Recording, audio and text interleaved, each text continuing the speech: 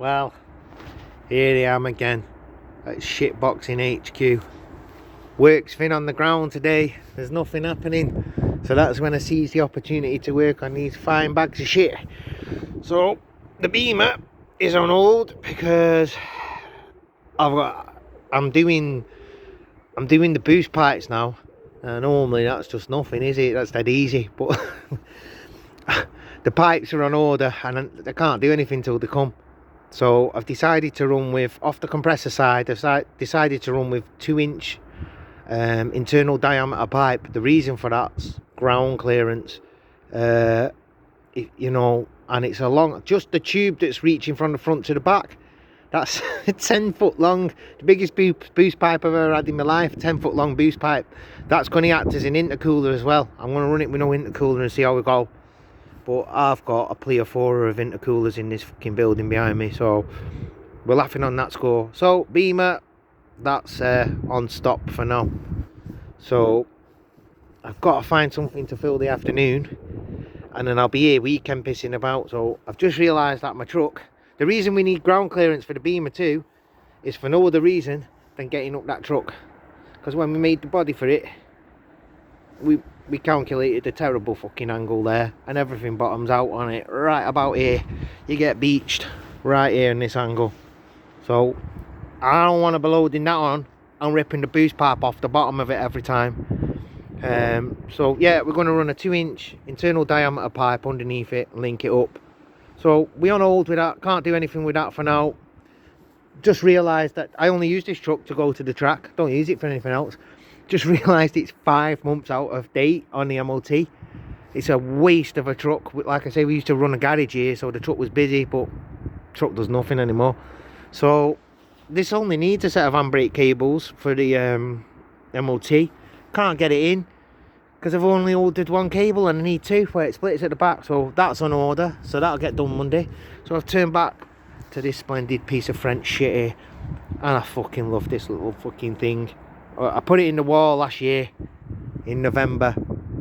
Big impact, did quite a bit of damage to it. So what have we got?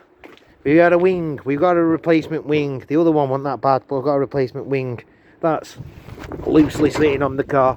We've got a replacement door. I think I give 40 quid for the wing. I think I give 40 quid for the door. I've put a polycarbonate window in it, transferred that over. The mirror got smashed off it. I had some like M3 style mirrors, BMW M3 style mirrors. Well, I've got some new ones, but I've got to make some back plates. So what we're going to do is, I've got an assistant here that works with me. He's going to take some cardboard templates of them, because there's nothing to mount these new mirrors I've got to. We're going to, a little piece of aluminium panel, and get that pot riveted on there, and then we're mounting our mirrors there, so we'll have mirrors on. We're going to get that wing fastened on proper. We're going to get this door. I've bought replacement trim. I never even used to have a trim on this wing, but I've bought replacement trim for here. Oh, the reason I crashed it as well, I have problems with the back hubs on these. When we give it hard at tracks, when we give it real hard at tracks, they literally rip the studs out of the hubs. So we've had that a few times, cornering hard and digging in. They grip good. It just rips the studs out of the hubs. It rips the bearings out. Well, the back bearing collapsed on this at Blyton, and in a split second the car just veered right on a left bend and was just hit the grass. Once it hit the grass about 70-80 mile an hour, it's just a passenger into the tyres. So it smashed a big hole here in the rotten sill. Can you see that? That's why I call Rockbox driver, because these things truly are rock boxes. So what I'm going to do is, it's quite solid to either side. I'm going to bash that with the hammer in a minute and cut that out with the grinder, so that's prep ready. I've got some steel on order because I've got to weld that Sierra over there, so I'll get that steel next week and we can do these welding jobs. So I'm going to prep that ready. I'm going to, the kit on these little things, my mate's just got a 3D printer and they're alright, but like for how we're going to drive them and all that, you want them pot riveted on. So I'm gonna drill and pop rivet them on. So I've got all that set up to go. So we're gonna fix that wing on proper, make the back plates for them mirrors, get this kit fastened on here, cut that bit of outer sill out, inside sound, cut that piece of outer sill out, ready for welding a new piece in, which will form here, because I've got, you know, I'm into bending metal and all that. I got it all upstairs, all that English wheel and stuff. And then I'm going to set about this quarter today now. We've just cleaned it all up, ready. And I've got the fabulous Chinese tools out, ready to start straightening it. I'm going to have a quick go at this panel, but I'm not going to go mad. And then here, we're going to get this quite straightened out. I'll just paint it. I can paint here. So I'll just paint it. I'll probably paint the whole car, to be honest with you, just in blue, fresh. Just a track job. It'll look alright.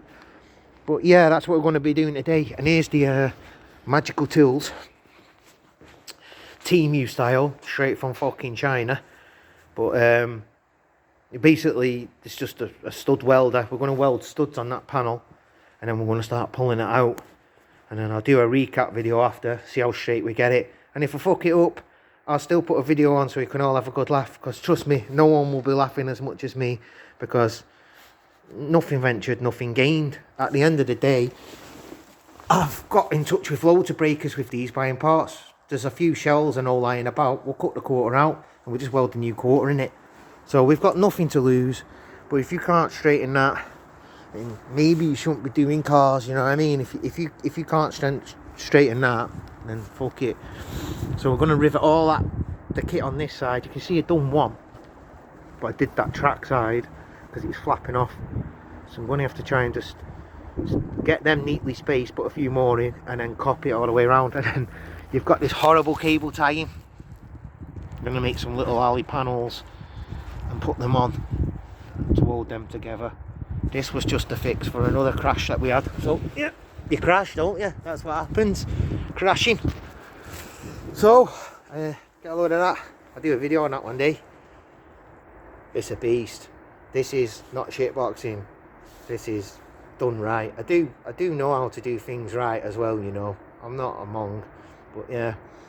But we'll come to that another day. Well, that's a Mark 1 Golf. Well, kind of a Mark 1 Golf. It's not really anymore, but yeah, we'll do that. We'll look at it another day. But there you go, part 1 of fixing the French Fancy.